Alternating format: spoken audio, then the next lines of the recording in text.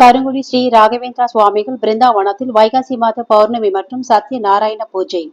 செங்கல்பட்டு மாவட்டம் மதுராந்தகம் அடுத்த கருங்குடி ஸ்ரீ ராகவேந்திரா சுவாமிகள் பிருந்தாவனத்தில் வைகாசி மாதம் பௌர்ணமி பூஜையை முன்னிட்டு யோக பிரவேசம் செய்து பூட்டிய அறையில் 10 ஆண்டுகளுக்கு மேலாக தவத்தில் அமர்ந்திருக்கும் கருங்குடி பிருந்தாவன் சித்தர் யோகிரா கோத்தமா பக்தர்களை சந்திக்கும் 121வது பௌர்ணமி தரிசனம் நடைபெற்றது.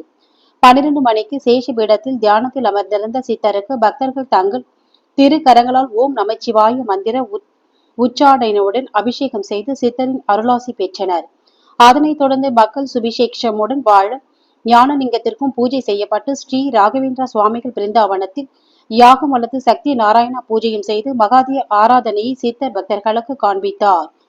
இந்நிகழ்வில் மதுராந்தகம் காவல் ஆய்வாளர் முத்துக்குமார், மேனாள் கல்லூரி கல்வி இணை இயக்குநர் சிவ பொன்னம் பலவானன், விழுப்புரம் மாவட்டம் கூட்டேரிப்பட்டு சேர்ந்த ரங்கநாத சுவாமி, சென்னை மாம்பாக்கம் பகுதியை சேர்ந்த ராஜசேகரன் சமூகத்தினர் உள்ளிட்ட முக்கிய பிரமுகர்கள் மற்றும் பொதுமக்கள் கலந்து கொண்டனர்.